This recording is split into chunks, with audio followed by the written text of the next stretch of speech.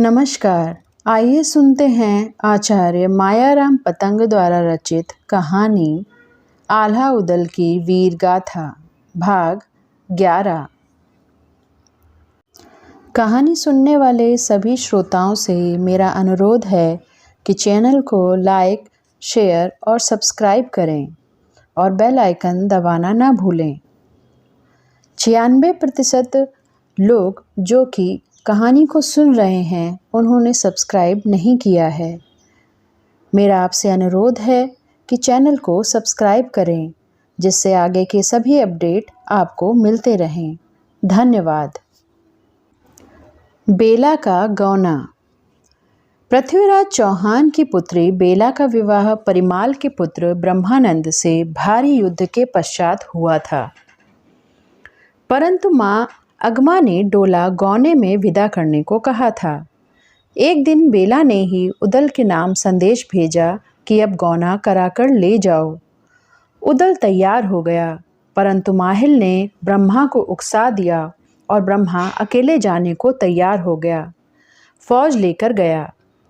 दिल्ली की सेना से भारी युद्ध हुआ। जब दिल्ली की सेना भागने लगी तो राजकुमार ताहर आगे आया। ब्रह्मा ने वार बचा लिया। ब्रह्मा के वार से ताहर का घोड़ा मोर्चे से भाग गया। गोपी राजा और टोडरमल को ब्रह्मानंद ने मार गिराया। अब चौंडा और ताहर ने धोखा किया। चौंडा पंडित ने महिला का वेश बनाया और घूंघट करके पालकी में बैठा। ब्रह्मा को बेला का डोला बताकर भेज दिया। ब्रह्मानंद ने ज्यों ही बेला जानकर घूंघट खोला, चौंडा ने जहर भरी छुरी छाती में मार दी। तभी ताहर का तीर आर पार हो गया। ब्रह्मानंद को साथी सैनिक तंबू में ले गए। उसने भी जान लिया कि अब मैं बचूंगा नहीं, अतः महोबे को मृत्यु की सूचना भेज दी। दिल्ली में तो शोर मच ही गया। बेला और रानी अगमा रोने लगीं। युद्ध रुक गया, गौना नहीं हुआ। बेला ने उदल को फिर से पत्र लिखा। इसके लिए भी खूब ताना दिया कि तुम लोगों ने मेरे स्वामी को अकेले भेज दिया। आप अपने घर में आराम से लेटे रहे और दिल्ली के जल्लादों ने उन्हें मार दिया। पत्र पढ़कर आल्हा उदल बहुत दुखी हुए। अब वे परिमाल राजा से अनुमति लेकर गौना करवाने दिल्ली जाने को तैयार हो गए। अपने साथ लाखन, ढेवा, जगनिक, इंदल, धनुआ तेली, लला तोमिल, मन्ना गुजर आदि वीरों को लेकर दिल्ली जा पहुँचे। बाहर बगिया में ही ठहर गए। चौंडा राय ने पूछा, किसका लश्कर है, कहाँ जा रहा है? उदल और ढेवा ने अपना वेश बदल रखा था। चौंडा के पूछने पर उन्होंने बताया कि हम झांझर के राजा हीर सिंह और वीर सिंह के लश्कर में थे, नौकरी करके दिल्ली में आए हैं। चौंडा ने कहा, चलो मैं तुम्हें राजा से मिलाता हूँ। चौंडा राय उदल, ढेवा दोनों को राजा के पास ले गए। वह भी बदले रूप में पहचान नहीं सके। दोनों को महल की सुरक्षा का जिम्मा देने की तैयारी होने लगी। दोनों बेला के महल के द्वार पर बैठकर पासे खेलने लगे। उदल जब भी दांव लगाता बेला का नाम लेकर लगाता। बेला ने बांदी को भेजकर उनसे परिचय पूछवाया। उन्होंने सही परिचय नहीं दिया, पर बेला ने उदल के नाम संदेश भिजवाने की बात कही तो उदल ने अपना लाखन तथा ढेवा का परिचय दिया। बेला ने गौना करवाकर घायल स्वामी से मिलवाने की योजना बनाई। उदल और लाखन डोडा लेकर चले तो हल्ला मच गया। चौंडा और ताहर को भेजा गया। जमकर युद्ध हुआ। बेला का डोला कभी दिल्ली के हाथ आया तो कभी महोबे वालों ने अपने कब्जे में लिया। अंत में लाखन और उदल ब्रह्मानंद के तंबू में ले जाने में सफल हो गए। बेला ने प्रेम भरा स्पर्श किया और पंखा झला तो ब्रह्मानंद ने आंखें खोली। उसने पूछा, यह स्त्री कौन है? उदल के पहले ही बेला ने स्वयं अपना परिचय दिया तो ब्रह्मानंद ने मुंह फेर लिया। बेला ने कहा, मुझे सेवा करने का अवसर दे दो। ब्रह्मा ने शर्त लगाई, ताहर का सिर काट कर लाओ तभी मुझे शांति मिलेगी। बेला ने कहा, एक बार महोबे जाकर अपनी सासू जी के दर्शन कराऊं, फिर आपकी शर्त पूरी करूंगी। बेला का डोला सैकड़ों बाधाओं को पार करके भी महोबे पहुंच गया। माता मलहना, माता दिवला तथा अन्य सभी ने उनका स्वागत किया। माता ने ब्रह्मानंद का महल दिखाया, मठ दिखाया, बाग आदि सब दिखाया। बेला को सब कुछ बहुत अच्छा लगा, परंतु पति के बिना रहने की बात सोचकर वह दुखी हुई। जल्दी ही वह लौट गई। उसने ताहर का सिर काटने का वादा किया था। उदल ने उसे ब्रह्मानंद की बैगनी पगड़ी पहनाई, उसी का हर नागर घोड़ा दिया और पांचों हथियार लेकर महोबे की सेना का नेतृत्व करते हुए दिल्ली पर आक्रमण करने पहुंची। कोई नहीं जान पाया कि यह बेला है। उदल को उसने ब्रह्मानंद के पास उसकी सुरक्षा के लिए छोड़ दिया। पृथ्वीराज को पत्र लिखा कि गौने के साथ जो देने योग्य सामान है वह भेज दो। ताहर ने चुपचाप लौटने को कहा, परंतु बेला डटी रही। बेला की सेना ने दिल्ली की सेना के छक्के छुड़ा दिए। दिल्ली के सिपाही युद्ध से भागते दिखाई पड़े। ताहर ने यह देखकर अपना घोड़ा आगे बढ़ाया और तलवार का वार किया। बेला ने अपनी ढाल अड़ाई तो उसकी आस्तीन के ऊपर चढ़ जाने से चूड़ियां दिखाई पड़ गईं। चौड़ा ने ताहर को आवाज देकर कहा, यह स्वयं बेला है, इस पर हाथ मत उठाना। ताहर का ध्यान बट गया। तभी बेला ने तलवार से ताहर का शीश काट लिया। वह तुरंत ब्रह्मानंद के डेरे की ओर चली गई। चौंडा ने जाकर दिल्ली दरबार में बेला के युद्ध का और ताहर के मारे जाने का समाचार सुनाया। महलों में समाचार पहुंचा तो अगमा रानी ने भारी विलाप शुरू कर दिया। रानी ही नहीं, दिल्ली की जनता भी रोने लगी। सब कह रहे थे कि इसी दिन को बेला पैदा हुई थी, जो इसने अपने ही भाई का गला काट दिया। चंदन बगिया चंदन खम्भ। बेला ब्रह्मानंद के तंबू में आकर कहने लगी कि अब तो आंखें खोल दो स्वामी। कई बार पुकारने पर ब्रह्मानंद ने आंखें खोली। कौन है? कहा। बेला ने कहा, स्वामी मैं आपकी धर्म पत्नी बेला हूँ। आपकी आज्ञा से ताहर का शीश काटकर लाई हूँ। ब्रह्मानंद ने शीश को देखकर कहा, बेला अब मेरा बदला पूरा हो गया, मैं संतुष्ट हूँ। मेरी आत्मा अब भटकेगी नहीं। हरे कृष्ण हरे राम कहते हुए ब्रह्मानंद ने प्राण त्याग दिए। अब तो बेला का रुदन शुरू हुआ। वह दुर्भाग्य पर रोने लगी। जो मैं यह जानती तो ताहर को मारने की न ठानती। मैंने पीहर और ससुराल दोनों को खो दिया। हाय, मैं कहीं की ना रही। उदल ने कहा, आप महोबे जाकर राज करो, वहाँ किसी प्रकार की कोई कमी नहीं है। इस पर बेला ने कहा, नहीं, अब मैं न राज करूँगी न जीवित रहूँगी। मैं पति के साथ सती हो जाऊँगी। लाखन और उदल समझाकर हार गए। बेला का सती होने का निर्णय नहीं बदला। बेला बोली, सती होने के लिए दिल्ली की चंदन बगिया काटकर चंदन ले आओ। दोनों ने कहा, चंदन हम कन्नौज से ला देते हैं। पर बेला अडिग रही। बोली, प्रतीक्षा करने का समय नहीं है। दोनों अपनी फौज सहित दिल्ली पहुंच गए। चंदन बगिया से पेड़ कटवाकर छकड़ों में भर लिया। किसी ने पृथ्वीराज को सूचना दे दी। चौहान ने अपने सेनापति भेजे। चौंडा राय और धांधु ने छकड़ा रोक लिया। लाखन ने वीर सिंह को भेजा। उधर से बीकानेर का विजय सिंह पहुंचा। हीर सिंह, वीर सिंह और विजय सिंह सब मारे गए। हीरामन भी मारा गया। भारी मार काट के बाद उदल चंदन का छकड़ा लेकर बेला के पास पहुंचे तो वह बोली, यह तो चंदन गीला है, आग ही नहीं पकड़ेगा, सूखा चंदन चाहिए। उदल ने फिर आग्रह किया कि सती होने का विचार त्याग कर महोबा चलो। लाखन ने कहा, मैं कन्नौज जाकर चंदन लाता हूँ। बेला ने बताया, दिल्ली दरबार में ही चंदन के बने 12 खंबे लगे हैं, उन्हें उखाड़ लाओ। उदल और लाखन दोनों को लगा कि अब मृत्यु सिर पर मंडरा रही है। दोनों दिल्ली दरबार में पहुंचे। चंदन के खंबे उखाड़ना आसान नहीं था। कुछ उखाड़ने लगे तो कुछ रक्षकों से युद्ध करने लगे। खंबे भी बेला तक पहुंचा ही दिए। लाखन और उदल ने हाथ जोड़कर फिर प्रार्थना करी, पर विधिना की लिखी कौन मिटा सकता है। सती ने शाप दिया, मैं अकेली विधवा नहीं हो रही हूँ। दिल्ली से महोबे तक सब राजपूत सुहागिन 20 दिन में विधवा हो जाएंगी। कभी भी बिछुए और पायल की ध्वनि सुनाई नहीं पड़ेगी। 20 दिन में दिल्ली पर गाज गिर जाएगी। दोनों पक्ष ने इस लड़ाई में अनेक वीरों को खो दिया। हाथी, घोड़े, सूंड तथा गर्दन कटे पड़े थे। खून की नदियां बह रही थीं। इधर बेला सती होने को खड़ी थी।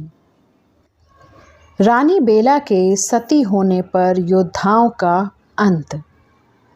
चंदन के खंबे तोड़कर ले आए हैं, अब क्या आज्ञा है? उदल ने पूछा तो बेला ने कहा, 4 जगह चिता बनवाओ। महोबे के कोने पर, दिल्ली की सीमा पर, कन्नौज के ढूंढे पर और बलख बुखारे के किनारे पर। इन्हीं खंभों से 4 चिता तैयार करा दो। उदल ने स्वीकार किया और लाखन से कहा, अब मृत्यु का समय आ गया है, सती का शाप सत्य होगा। और फिर चिताएं बनवाने चल पड़ा। दिल्ली से महोबे तक खबर आग की तरफ फैल गई कि बेला सती होने जा रही है। बेला के दर्शन के लिए झुंड बनाकर नर नारी आने लगे। रानी बेला ने अगहन मास की एकादशी को सती होने का तय किया था। परिक्रमा करके जैसे ही बेला बैठी तभी पृथ्वीराज वहां पहुंच गए। चिल्लाकर कहा कि चंदेलों का कोई बच्चा हो तो सती की चिता को अग्नि दे। बनाफर वंश के द्वारा अग्नि संस्कार न किया जाए। उदल ने आगे बढ़कर कहा, तुम्हारा तो दखल देने का हक ही नहीं है। स्वयं बेला ने मुझे अग्नि देने की आज्ञा दी है। पृथ्वीराज ने तभी तोपें चलवा दी। गोले और गोलियां चलने लगी। हाथी घोड़ा पैदल सब ने भगदड़ मच गई। फिर तलवारबाजी होने लगी। चौंडा ब्राह्मण के सामने ढेवा आ गया। भारी युद्ध हुआ और ढेवा शहीद हो गया। जगनिक ने आगे बढ़कर चौंडा को ललकारा। चौंडा के हाथों जगनिक भी मारा गया। पृथ्वीराज ने भूरा मुगल को ललकार कर महोबा वालों को मारने के लिए कहा। इधर लाखन ने मीरा सैयद को भूरा से मुकाबला करने भेजा। भूरा मुगल मारा गया। तब वीर भुगता आगे आए और सैयद से भिड़ गए। अब की बार सैयद मारा गया। लाखन ने अब गंगा ठाकुर को आगे किया। गंगा ठाकुर पर धांधू ने वार किया। भाले की मार से गंगा ठाकुर गिर गए। फिर लाखन स्वयं धांधू से लड़ने आए। धांधू ने भाले से वार किया। लाखन ने वार बचा लिया। फिर उसने तलवार का वार किया। लाखन ने ढाल अड़ा दी तो धांधू की तलवार टूट गई। लाखन ने गुर्ज चलाया तो धांधू मारा गया। पृथ्वीराज घबरा गया। उसे आगे बढ़ने वाला कोई वीर दिखाई न पड़ा। पृथ्वीराज स्वयं आगे बढ़ा। तब लाखन ने भुरुई हाथनी को फूलों का रस और भांग पिलाई। भुरुई जंजीर घुमाने लगी। उधर बेला ने अपने केश बिखरा दिए। उदल को आग नहीं लगानी पड़ी। बालों से ही आग की लपटें उठने लगी। पृथ्वीराज ने लाखन को हट जाने को कहा। लाखन ने कहा, पीछे कदम नहीं रखूंगा। अमर तो कोई नहीं है। मैं भी मरूंगा, पर तुमसे बदला लेकर मरूंगा। पृथ्वीराज ने एक साथ कमान से 22 तीर छोड़े। छाती से तीर पार निकल गए। थोड़ी देर तक लाखन यूं ही खड़ा रहा। पृथ्वीराज हैरान था, पर जैसे ही वह मुड़ा लाखन हौदे से गिर पड़ा। ढाल हाथ से गिर गई। उसे पंडित चौंडा राय ने उठा लिया। चौंडा आगे बढ़ा तो सामने उदल मिला। चौंडा ने लाखन के निधन का समाचार दिया। हाल बताकर विश्वास दिलाया। लाखन के प्राण छोड़ने से उदल के दुख का ठिकाना न रहा। जयचंद को, माता तिलका को और रानी कुसुमा को क्या जवाब दूंगा? वह नहीं रहा और मैं जिंदा हूँ, यह कैसे हो गया? कन्नौज का दिया बुझ गया। मलखान सा भाई गया और लाखन सा मित्र नहीं रहा। उदल बेला को कोसते हुए रोने लगे। बेला ने दिल्ली, महोबा और कन्नौज 3 राज्यों के दीपक बुझा दिए। क्या इसलिए तुमने जन्म लिया था? बेला की आभा ने कहा, विधाता की लिखी किसी से नहीं मिट सकती। दिल्ली से महोबे तक सब सुहागिन अब विधवा होंगी। अब उदल को अपना काल भी दिखाई देने लगा। उदल को यह पता था कि उसकी मृत्यु ब्राह्मण के हाथ से होगी। अब तो वह स्वयं चाहने लगा कि चौंडा पंडित ही मुझे मार दे। यह सोचकर वह स्वयं चौंडा को ललकारता हुआ आगे बढ़ा। दोनों भिड़ गए। लाल कमान उठाकर चौंडा ने बाण चला दिया। घोड़ा वेंदुल हट गया। तीर बचकर निकल गया। फिर चौंडा राय ने सांग उठाकर मारी। उदल ने दाएं हटकर निशाना बेकार कर दिया। भाला मारा, उसे भी उदल ने बचा दिया। तब उदल सोचने लगा, जब चौंडा के हाथों मरने की ही सोच कर आया हूँ तो बचने का प्रयास क्यों कर रहा हूँ। सोचते हुए उदल ने घोड़े को चौंडा के हाथी पर चढ़ा दिया। हौदा उड़ गया। कलश गिर गया। फिर चौंडा ने तलवार का जोरदार वार किया। उदल ने ढाल अड़ाई, पर ढाल कट गई और उदल का सिर भी कट गया। इंदल ने अपनी आंखों से उदल को मरते देखा और आल्हा को जाकर शोक समाचार सुनाया। आल्हा चौंडा से लड़ने आगे पहुंच गए। 3 बार आल्हा ने बचा दिए। आल्हा ने सोचा यह ब्राह्मण है। उसे हौदे से नीचे खींच लिया और पटक कर मार दिया। उदल का बदला ले लिया। पृथ्वीराज ने चौंडा राय के मरने का समाचार सुना तो स्वयं लड़ने के लिए आगे बढ़ा। पृथ्वीराज ने धनुष से बाण मारा तो आल्हा के बाजू को चीरता चला गया। पृथ्वीराज और सबको आश्चर्य हुआ कि आल्हा की बाह से लहू नहीं दूध की धार निकली। आल्हा ने कहा, मैं सोचता था उदल अमर रहेगा। फिर पंचशावत हाथी को जंजीर पकड़ा दी। पंचशावत ने मारा मार मचा दी। रणभूमि में केवल पृथ्वीराज, चंद्रवरदाई और आल्हा ही बचे थे। वृक्ष की ओट में छिपे थे, अतः पंचशावत की मार से दोनों बच गए। आल्हा उन पर वार करते तभी वहां गुरु गोरखनाथ जी पहुंच गए। आल्हा ने गुरु जी को प्रणाम किया। पृथ्वीराज को देखकर आल्हा का हाथ तलवार पर गया तो गुरु गोरखनाथ ने हाथ पकड़ लिया। गुरु जी बोले, पृथ्वीराज को छोड़ दो और मेरे साथ वन को चलो। इंदल ने महोबा में समाचार दिया कि तीनों राज्यों के वंश नष्ट हो गए। इंदल भी आल्हा के साथ वन को चले गए। रानी सुनवा हाथी के पीछे दूर तक लटकी, पर आल्हा ने हाथी की पूंछ काट दी तो वह कुंड में जा गिरी। आल्हा, इंदल गुरु जी के साथ वन में चले गए। सभी रानियों ने भी अपने प्राण गंवा दिए। क्षति का शाप तो पूरा होना ही था। पारसमणि रानी मलहना के पास थी। उसने पारस की पूजा की, हवन किया और कहा कि फिर कोई चंद्रवंश में अवतार ले और महोबे में आए तो तुम लौट आना, अन्यथा मैं तुम्हें सागर में विसर्जित करती हूँ। राजा परिमाल ने भी प्राण दे दिए और रानी मलहना भी सती हो गई।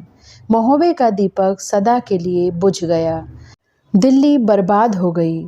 कन्नौज का भविष्य समाप्त हो गया। इस प्रकार आल्हा उदल से संबंधित कहानी पूर्ण हुई। श्रोतागणों, यह कहानी आल्हा उदल की वीर गाथा का आखिरी भाग था। इसी के साथ यह कहानी पूर्ण हुई। कृपा करके चैनल को लाइक, शेयर और सब्सक्राइब करें।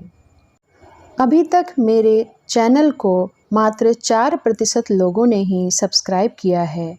बाकी के 96% लोग कहानी सुन रहे हैं, परंतु उन्होंने सब्सक्राइब नहीं किया। मेरा आपसे अनुरोध है कि मेरे चैनल को सब्सक्राइब करें और बेल आइकन दबाएं, जिससे आगे आने वाली भांति भांति प्रकार की कहानियों के नोटिफिकेशन आपको मिल सकें। धन्यवाद।